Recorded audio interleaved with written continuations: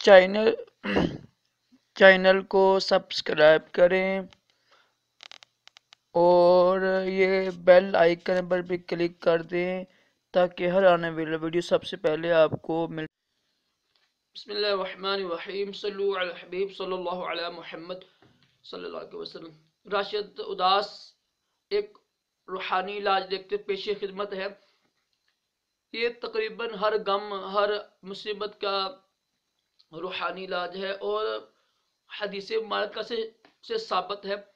خود سرکار صلی اللہ تعالی علیہ وآلہ وسلم نے ارشاد فرمایا ہے اس کے بارے میں، تو سنیے، حدیث بات سنیے گا، اور یہ لازمی، یہ بڑی مشہور زمانہ آیت ہے، بچوں کو بھی پتہ ہے اس کی آیت کے بارے میں، اور ہم نے خود بچپن سے سنا ہوا ہے اس کے بارے میں۔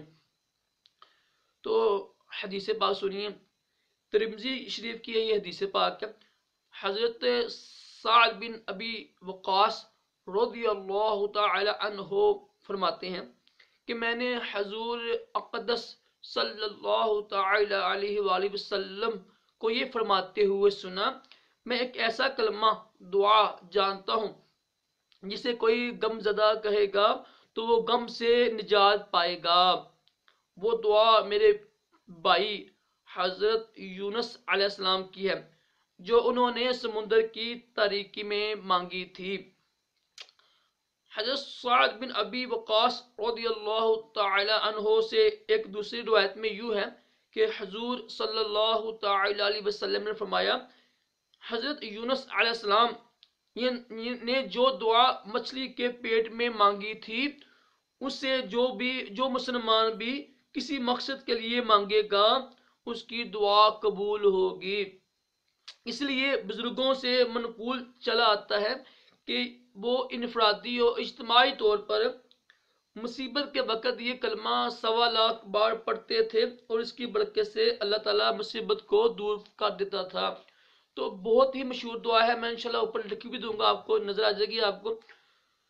تو تلفظ صحیح ہوں، اول آخر دوشی پڑھنا ہے۔ جب بھی کوئی مصیبت آئے نا آپ کو، لا الہ الا انت سبحانک انی کنت من الظالمین، لا الہ الا انت سبحانک انی کنت من الظالمین۔ اس کو کہتے ہیں آیت کریمہ بھی کہتے ہیں میرے خیال سے نا، لا الہ الا انت سبحانک انی کنت من الظالمین۔ امید ہے کہ آپ کو یہ روحانی علاج پسند آیا ہوگا۔ دیکھیں، خود سرکار علیہ السلام نے فرمایا ہے کہ ہر غم سے نجات پائے گا، تو اس سے بڑی کیا ہمارے لیے دلیل ہو سکتی ہے۔ تو اللہ کے لیے جو بیچارے پریشان ہیں، کسی مصیبت میں ہیں، کسی غم میں ہیں، تو اگر تو اللہ توفیق دے تو 1.25 پڑھ لیجئے گا، اجتماعی طور پر سب گھر والے بیٹھ کے مل کے بیٹھ جائیں، یا پھر انفرادی طور پر پڑھیں گے، انشاءاللہ عز و جل غم دور ہوگا۔ اللہ تعالی ہم سب کو تمام غموں، دنیا کے غموں سے نجات عطا فرمائے اور آخر کا غم عطا کرے، اور تمام جسمانی روحانی بیماریوں سے بھی محفوظ رکھے اور دونوں جہانوں کی بلائیں عطا کرے۔ اللہ حافظ۔